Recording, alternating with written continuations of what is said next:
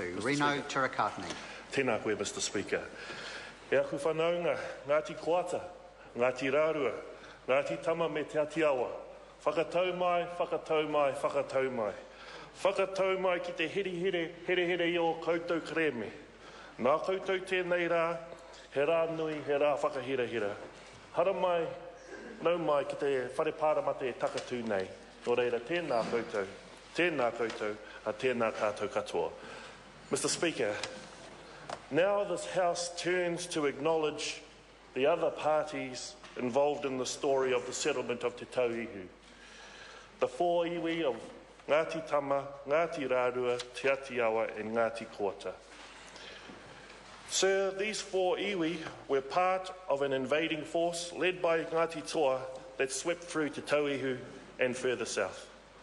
I stated earlier in my speech regarding Ngati Toa my whakapapa interest to the people of Ngati Rarua, which in the time of Niho and Pikiwhare and Tākere and Horomona were part of a close but also distant collective of whānau and hapu who had struck out from the far northern reaches of Te Taihoauru. Along that stretch of Māori highway between Kāwhia and the Potama region of northern Taranaki, as Te Whero and his forces settled age-old enmity with Ngati Toa.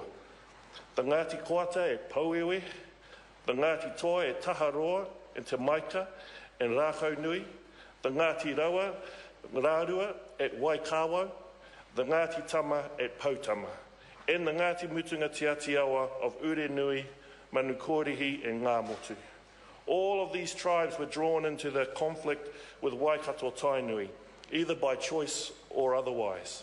The fear of reprisals from Te Whero was reason enough to vacate virtually all of what we now know as the Taranaki province. My ancestors had no real choice but to throw their lot in with the heke of Ngati Toa and head to the Kapiti region. Mr. Speaker, there were many reasons for this Northern Alliance's raid down south. Insults were always guaranteed to get a chief's hackles raised, and the chance to raid further south for the prized Pounamu fueled desire. But, sir, it was also a time for Ngati Koata, Rarua, Tama and Atiawa to strike out for new lands and build new homes. For Rarua and Koata, there was no returning to their ancestral lands. They were now in the possession of a new iwi. Ngati Tama and Atiawa held on to their ancestral land with the might of the musket behind them. They crossed the strait, fought their battles, won most of them, and managed to hold their mana in the areas that this bill now covers, Te Tauihu or Te Waka Maui. From Whanganui Inlet, right across to Wairau, up through Tōtaranui and on to Derville and Whakapuaka, these four tribes managed to achieve what they had started 10 years earlier. Sir, and then, as we've mentioned earlier today, that Taniwha New Zealand company turned up, flashing its trinkets, blankets and bank drafts, and ended up buying the whole top half of the South Island and what has now become the Tauihu, which is part of the bill, sir. We must realise these land transactions occurred at a time before the treaty and governors and native land courts. They occurred during a time when two races were still sounding each other's cultures out. It's fair to say, though, sir, Māori were diddled out of a lot of estate by dubious land grabbers such as the New Zealand Company. And now, to be fair, Mr. Speaker, the Māori chief of old was not a fool. And when it came to the ways of trade and barter, they knew what they were doing. But indeed, it was a way of life for the Māori. They also had their own ways in dealing with the tribal estate and how individuals could use that piece of land. And in that concept, it was something of a lease arrangement. But with a clash of cultures, there were to be the inevitable differences, and conflicts soon arose. Sir, these iwi at the top of the south were denied, or some were granted reserves and tenth trusts and others weren't. But for Koata, Rarua, Tama and Atiawa, they largely missed out on a share of tribal estate. And the commission into the Waiponamu deed did little to alleviate the problem of the fractured and uneconomic land-based culture for the four tribes. Sir, it's clear to me that the mamae caused by the New Zealand company, as I've said, is the taniwha in the story of Te Tauihu. If not for those dubious land practices, this whole sorry saga of Te Tauihu may never have happened. Well, maybe not there, but it may have happened somewhere else. Sir, Ngati Koata, Ngati Rarua, Ngati Tama and Te Atiawa will all receive apologies from the Crown, who acknowledge their part, its acts and omissions which breached the Treaty of Waitangi. The Crown will apologise for their failure to adequately protect the interests of the four tribes during the process by which land was granted, for failing to provide adequate reserves and tenth reserves, and for the four tribes not being able to have control over the trusts and reserves.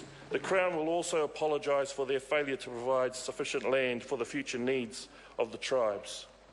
Sir, what this bill does is finally acknowledge every member of the aforementioned tribes, not just some. This rectifies some long-held grievances of those whānau that had a right to share in tribal estates, but were left off the lists of beneficiaries. It gives those families who were left out of reserves, tenths and iwi trusts an opportunity to have mana, for them to be included in the administering of their tribal estate. Sir, it's been a long wait for these tribes. Throughout the history of these inquiries, there have been many, many people who have helped progress these claims to this point. And mentioning names is always a tricky slope to negotiate. But we have come to the grand finale, sir, encompassing all of the iwi of Te Tauihu. So what I'd like to do, sir, is I want to mention the surnames of whānau in the hope that the whakapapa will bind all together. And so today, sir, I mihi to these whānau, just as, and all of their uri whakatupu who are here today. Stafford, Luke, Joseph, MacDonald, Hemi, Wehi Peihana, Bradley, Ruruku, Rene, Hippolyte, Elkington, Tupaia, Mason, Stevens, Tamiha, Ward Holmes, Ropata, and many, many, many more whānau, sir.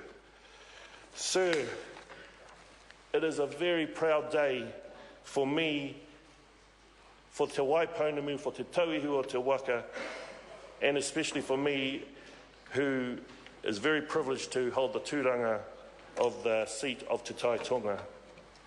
Today, sir, we celebrate the final chapter in the historical land claims for all of Te Waipounamu, the South Island. My grandfather, Sir Rarua Tirikātene, who was MP for Southern Māori from 1932 to 67, he was no stranger to land claims. Right from his maiden speech in Parliament, he was advocating for the injustices and of the grievances across iwi throughout the country. My late aunt, the Honourable Whetu Tirikātene Sullivan, continued on that legacy, and she gave her full support to every claim that was going on throughout Te Waipounamu. But, sir, let me mention those MPs who felt the force, the pressure from their own people to settle their grievances. And there are many. Our matua tupuna, Hore Kirei Taiaroa, Ihaya Tainui, Tame Parata and Tare Parata, Hekia's whānau. Tuiti Makitana Rara, McDonald's tupuna. Tāeruera and Whetu, my whānau. And then Tūtekawa Waili, Mahara Okeroa and Rahui Kātene. All proud members of Te Tai Tonga, formerly known as Southern Māori, who have been privileged to represent our whānau. So, sir, on behalf of those tupuna, I salute the iwi of Toa rangatira, te Atiawa, Ngati Rarua, Ngati Tama, Ngati Koata, Ngati Apakite Rātoa, Ngati Kuia, and Rangitane. And sir, it's a pleasure for me to salute them all today, and I wish them all the very best.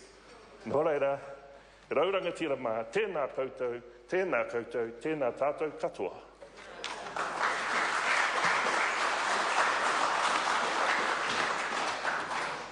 Mr. Speaker. Honourable Nick Smith. Mr. Speaker, I welcome this opportunity.